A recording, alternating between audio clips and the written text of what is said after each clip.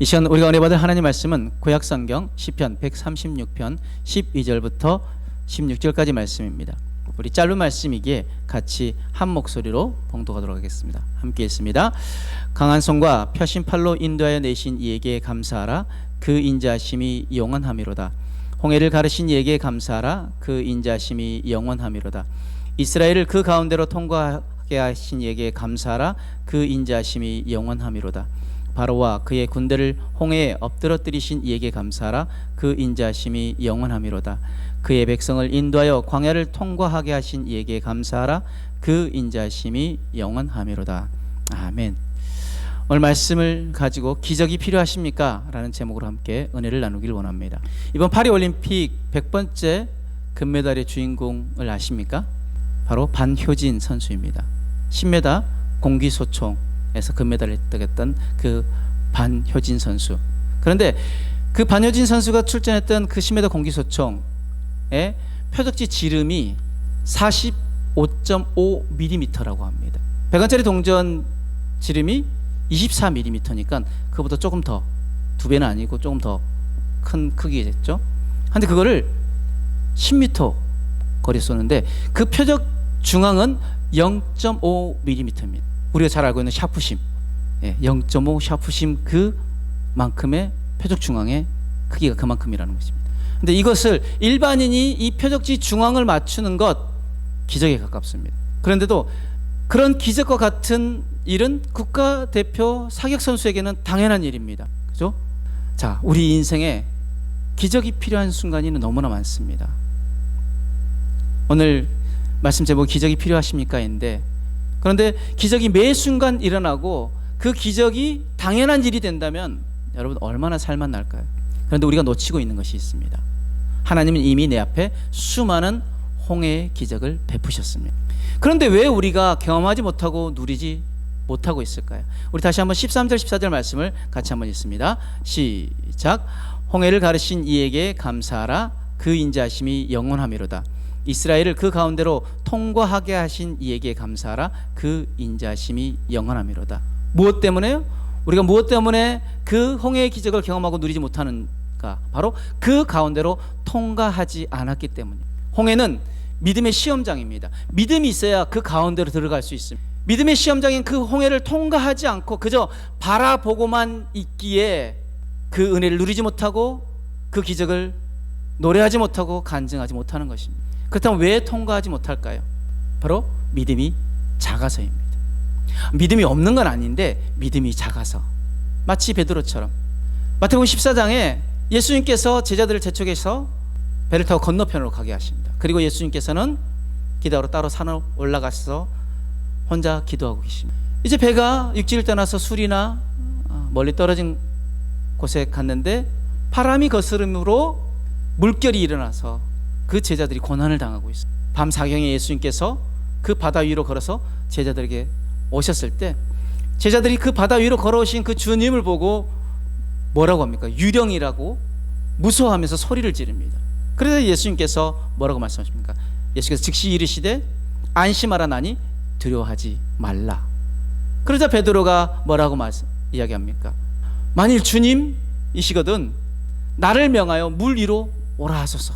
그래서 예수님께서 오라고 이야기하십니다. 베드로가 그 주님 말씀에 배에서 내려서 물 위를 걸어서 예수님께로 가는데, 자, 뭐라고 성경은 표현하고 있습니까? 바람을 보고 무서워 빠져가는지라. 베드로가 소리 지릅니다. 주여 나를 구원하소서. 예수님께서 오셔서 즉시 손을 내밀어 그 베드로를 붙잡으시면서 하신 말씀이 믿음이 작은 자여 왜 의심하였느냐. 믿음이 작은 자여 왜 의심하였느냐. 그리고 배에 함께 오르심에 바람이 그쳤다라고 말씀하십니다. 무엇 때문에요? 믿음이 없는 건 아닌데 믿음이 작아서 그 기적을, 그 은혜를 누리지 못한다는 것이죠. 그런데 풍랑이 있는 바다와 같은 상황에도 우리가 두려워하지 말아야 할 이유는 무엇입니까? 자, 지금 베드로가 그 풍랑이 있는 바다, 그 물결을 보고 두려워하여 빠져들어갔습니다. 근데 우리가 그 풍랑과 그 바람을 보고 우리가 두려워할 필요가 없는 것은 무엇 때문에요? 시편 23편 우리가 4절 말씀 너무나 잘 아는 말씀. 내가 사망의 음침한 골짜기를 다닐지라도 해를 두려워하지 않을 것은 주께서 나와 함께 하십니다. 주님이 나와 함께 하시기 때문에 우리가 두려워하지 않는다는 것입니다. 왜요? 주의 지팡이와 막대기가 나를 안위하시기 때문에.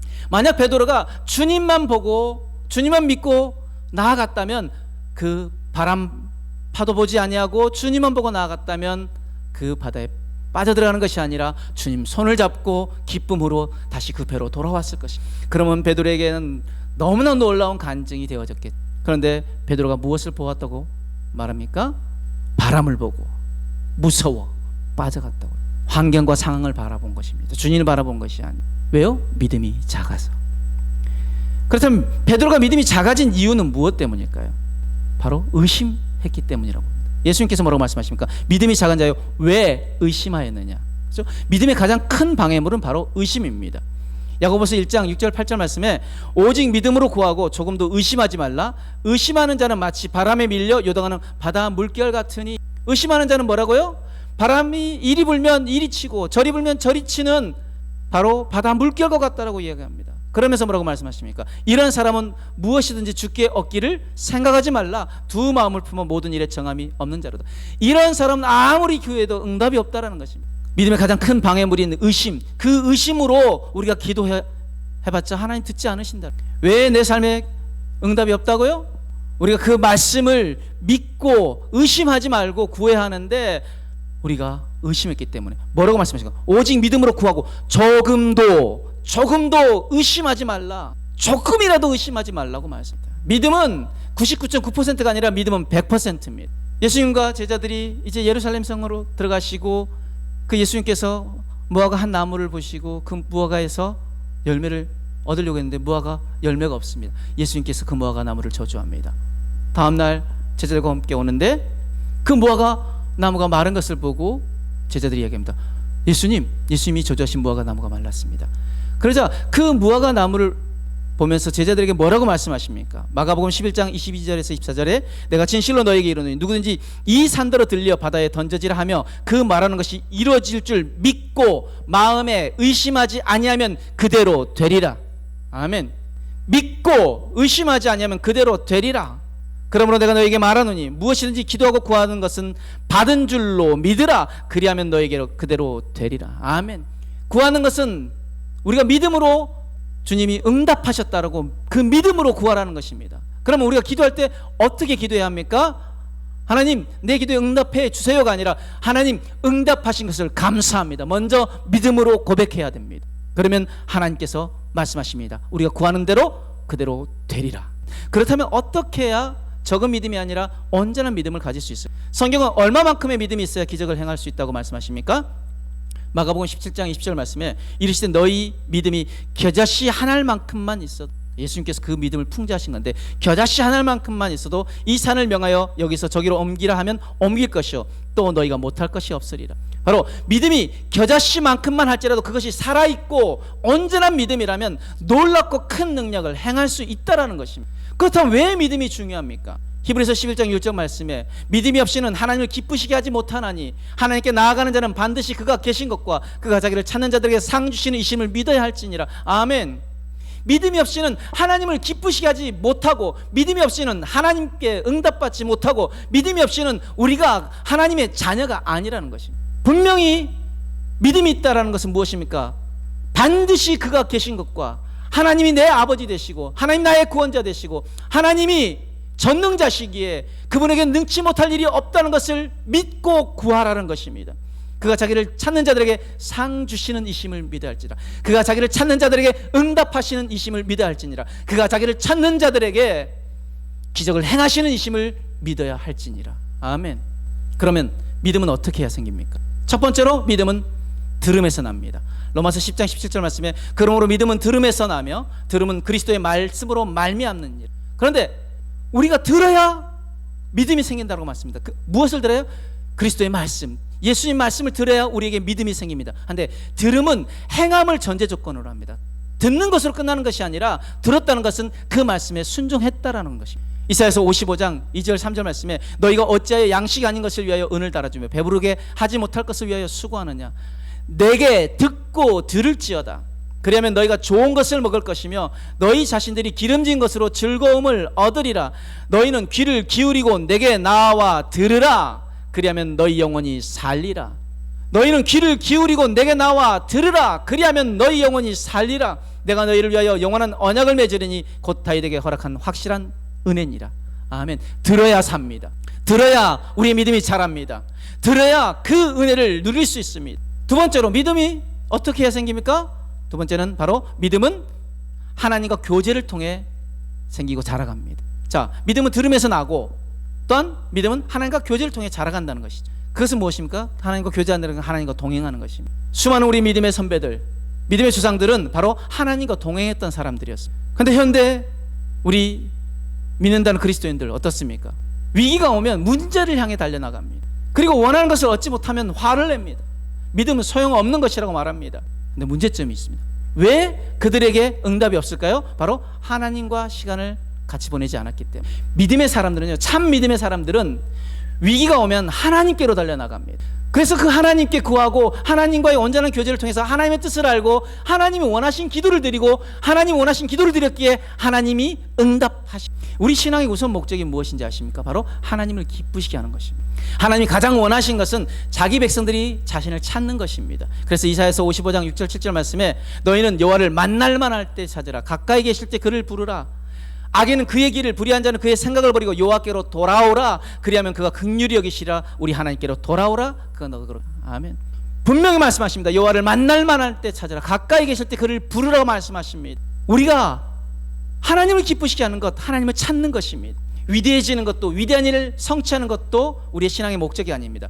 모든 것은 우리가 하나님을 기쁘시게 하면 자연적으로 우리에게 얻어지는 것. 하나님을 기쁘시게 하기를 원하는 사람은요, 하나님 앞으로 나아옵니다. 그리고 하나님과 교제하고 하나님을 예배하고 하나님과의 기도의 시간을 보내게 되는 것입니다. 로마서 12장 1절 2절 말씀. 그러므로 형제들아, 내가 하나님 모든 자비하심으로 너희를 권하노니 너희 몸을 하나님이 기뻐하시는 거룩한 산 제물로 드리라. 이는 너희가 드릴 영적 예배니라. 너희는 이 세대를 본받지 말고 오직 마음을 새롭게 함으로 변화를 받아 하나님의 선하시고 기뻐하시고 온전하신 뜻이 무엇인지 분별하도록 하라. 아멘. 하나님의 선하시고 기뻐하시고 온전하신 뜻이 무엇입니까? 바로 하나님이 기뻐하신 것, 우리가 거룩한 산 제물로 하나님 앞에 드리는 그 영적 예배, 하나님과의 교제, 하나님과의 그 동행을 하나님이 기뻐하신다는 것입니다. 이것을 하나님이 기뻐하시고 하나님과의 교제를 통해서 우리의 믿음이 자라가게 되어지는 것입니다. 그런데 우리가 오해하는 것이 있습니다. 하나님을 기쁘시게 하는 것 대단히 어려운 일이라고 생각하는데 하나님은 우리를 사랑하시는 분이십니다. 아멘. 우리의 모든 것을 아십니다. 끝까지 인내하십니다. 우리에게. 그리고 우리를 위한 계획과 섭리를 가지고 하나님의 때에 하나님 방법으로 역사하십니다. 그러므로 하나님과 우리의 관계는 가장 즐거운 관계여야 합니다. 기쁨의 관계여야 합니다. 행복한 관계여야 합니다. 여러분, 어린아이가 부모를 기쁘게 하는 것, 엄청나고 대단한 것을 해서 그 부모의 기쁨 됩니까? 아니요. 작은 것이지만 부모를 향한 마음이 기쁨이 되어지는 것입니다. 어린 자녀가 아무리 돈이 있다고 해도 부모를 기쁘게 할 만한 그 선물을 살 수 있습니까? 아마 자기가 할 수 있는 최선을 가지고 부모를 기쁘게 하기 위해서 선물을 살 것입니다. 그래서 부모에게 와서 엄마 사랑해요, 아빠 사랑해요 하고 선물을 줍니다. 한데 그 부모는 그 선물 때문에 기뻐합니까? 아니요. 그 선물을 가지고 온 그 아이의 마음 때문에 그 부모는 기뻐하는 것입니다. 아주 작은 것이라도 할지라도, 아주 사소한 것이라 할지라도 그 마음을 부모는 받고 그 마음 때문에 기뻐하고 그 자녀를 사랑하는 것입니다. 마찬가지입니다. 전지전능하신 하나님, 모든 것을 가지신 하나님께서 뭐 부족한 것이 있어서 우리에게 요구하시겠습니까? 아니요. 하나님 우리의 마음을 보십니다. 우리의 중심을 보십니다. 하나님을 향한 사랑이 전부인지 아니면 일부인지,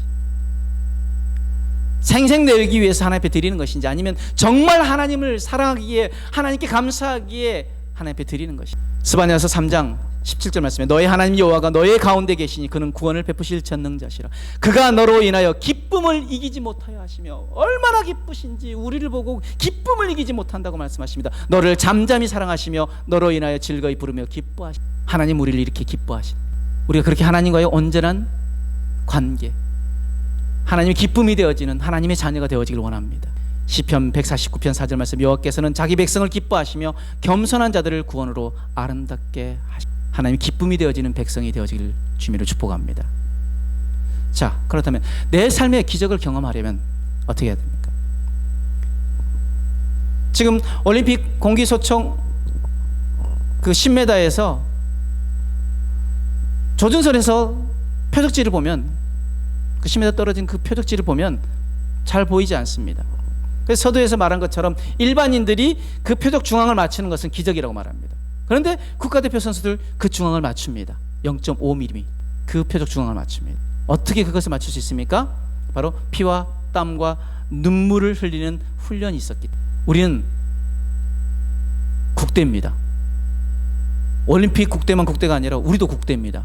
하늘나라의 국대, 하나님 나라의 대표라는 것입니다. 세상 사람들이 우리를 보고 기적을 경험하는 사람들이라고 부러워하게 하려면 피와 땀과 눈물을 흘리는 훈련의 과정을 통과해야 합니다.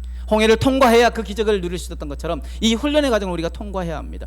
욥기 23장 10절 말씀에 그러나 내가 가는 길을 그가 아시나니 그가 나를 단련하신 후에 내가 순금같이 되어 나오리. 그가 나를 단련하신 후에 내가 순금같이 나온다고 말씀합니다. 잠언 17장 3절 말씀에 도가지는 은을, 풀무는 금을 연단하거니와 여호와는 마음을 연단하시니라. 우리 마음을 연단하시는 그 하나님의 그 연단을 우리가 견뎌내고 통과해야 합니다. 로마서 5장 3절 4절 말씀에 다만 이뿐 아니라 우리가 환난 중에도 즐거워하나니 이는 환난을 인내를, 인내는 연단을, 연단은 소망을 이루는 줄 알미라. 그 연단을 통하여서 우리가 주님을 소망하며 나아갈 때, 그것을 통과하며 나아갈 때 하나님은 우리의 삶에 놀라운 기적을 행하실 것입니다. 그 올림픽 국가대표 선수들이 그 피땀 흘리는 그 훈련을 통하여서 그들이 그 금메달을 얻는 것처럼, 그 메달을 얻는 것처럼 우리가 그 훈련들을 통과해야 우리가 그 기쁨을 누리게 되어진 것입니다. 베드로전서 4장 12절 13절 말씀에 사랑하는 자들아 너희를 연단하려고 오는 불시험을 이상한 일 당하는 것 같이 이상히 여기지 말고 오히려 너희가 그리스도의 고난에 참여하는 것으로 즐거워하라. 이는 그의 영광을 나타내실 때 너희로 즐거워하고 기뻐하게 하려 함이라. 아멘. 우리에게 닥쳐지는 그 연단, 불시험과 같은 그 연단을 뭐 하라고 말씀하십니까? 기뻐하라고 말씀하십니다. 왜요? 나중에 우리가 누릴 그 영광 때문에. 그 연단의 과정을 통과하고 나면 놀라운 기적을 우리가 누리게 되어지고 우리가 찬양하게 되어질 것입니다. 그런데 오늘 본 말씀에서 시편 기자는 왜 계속 감사하라고 합니까? 우리 한번 본 말씀 다시 한번 읽어볼까요? 우리 12절 말씀 먼저 읽어봅니다. 시작. 강한 손과 펴신 팔로 인도해내신 이에게 감사하라. 그 인자심이 영원하미로다. 우리 16절 말씀 읽어봅니다. 그의 백성을 인도하여 광야를 통과하게 하신 이에게 감사하라. 그 인자심이 영원하미로다.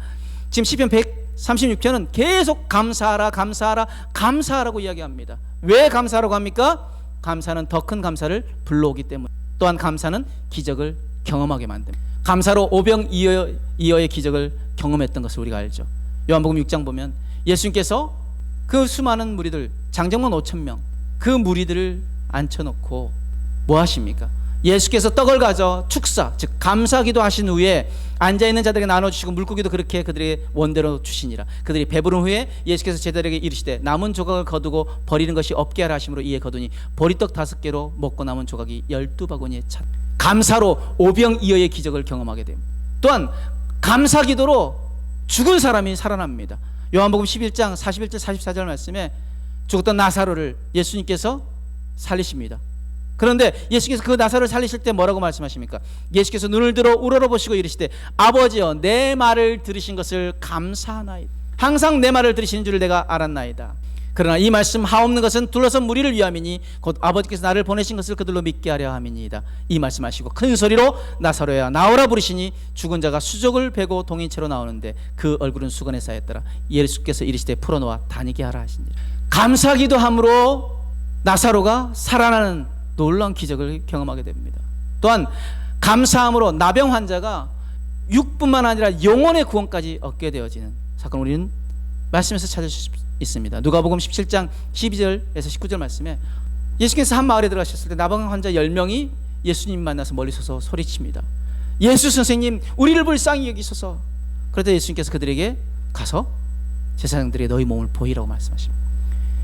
그들이 그 말씀 믿고 가다가 깨끗함을 받았습니다. 자, 그런데 10명이 깨끗함을 받았는데 그 중에 한 사람이 자기가 깨끗함 받은 것을 보고 큰 소리로 하나님께 영광을 돌리고 돌아와 예수님 발 앞에 엎드려 뭐 했습니까? 감사하니. 그는 사마리아 사람이라 예수께서 대답하여 이르시되 10사람이 다 깨끗함을 받지 아니하였느냐? 그 9은 어디 있느냐? 이 이방인 외에는 하나님께 영광을 돌리러 돌아온 자가 없느냐 하시고 그에게 이르시되 일어나라 가라 내 믿음이 너를 구원하였느니라. 아멘. 그가 육적인 구원뿐만 아니라 영적인 구원까지 얻게 되어집니다. 뭐함으로? 감사함. 또한 감사함으로 우리가 하나님 앞에 아릴 때 하나님 우리의 마음과 생각에 평안을 주십니다. 빌립보서 4장 6절 7절 말씀. 아무것도 염려하지 말고 모든 일에 기도와 간구로 너희 구할 것을 감사함으로 하나님께 아뢰라. 아멘. 그리하면 지각에 뛰어난 하나님의 평강이 그리스도 예수 안에서 너희 마음과 생각을 아멘. 우리의 마음과 생각을 지키시고 우리에게 평안을 주시는 것, 바로 우리가 감사함으로 하나님 앞에 구할 때입니다. 말씀의 결론으로 여러분 삶의 기적이 필요하십니까? 내 삶의 기적이 필요하십니까? 홍해의 기적은 구약에서만 일어난 사건이 아니라 오늘 내 삶에도 동일하게 일어날 수 있는 기적입니다. 그렇다면 홍해의 기적과도 같은 놀라운 그 기적을 경험하려면 어떻게 해야 합니까? 첫 번째, 하나님의 약속을 의심 없이 믿어야 합니다. 두 번째, 하나님 말씀에 귀를 기울여야 합니다. 믿음은 들음에서 나기 때문입니다. 세 번째, 하나님을 예배함으로 하나님과 동행하시길 바랍니다. 마지막으로 내 삶에 닥쳐오는 연단을 감사함으로 받고 인내함으로 견뎌내고 통과하시길 바랍니다. 그러면 기적이 상식이 되는 삶을 누리려면 어떻게 해야 됩니까? 감사는 기적을 불러옵니다. 매일 매순간 감사는 더 큰 감사로 고백되어지게 됩니다. 그 감사는 내 삶에 놀라운 기적을 불러오게 됩니다. 사랑하는 성도 여러분, 감사로 매일의 삶에서 일어나는 기적을 찬양하고 간증하고 누리는 저와 여러분들의 삶이 되어지길 주님으로 축복합니다. 아멘. 기도하겠습니다. 사랑과 은혜 하나님 감사합니다. 강한 손과 펴신팔로 나를 인도하시며 홍해 그 한가운데를 건너게 하시는 하나님만 바라보고 하나님 말씀에만 귀 기울이게 하셔서 믿음으로 내 앞에 펼쳐진 홍해를 통과함으로 기적을 누리고 간증하게 하여 주옵소서. 또한 기적이 상식이 되는 삶을 누리기 위해 나를 사랑하시고 나를 기뻐하시는 하나님께 감사하며 찬양하며 매일 매순간 주님과 동행하는 삶이 될 수 있도록 축복하여 주옵소서. 오늘도 주님만 붙잡고 나아가오니 주님, 우리의 삶에, 우리의 가정에, 우리의 교회에 역사하여 주옵소서. 믿고 감사하며 예수님 이름으로 기도드렸습니다. 아멘.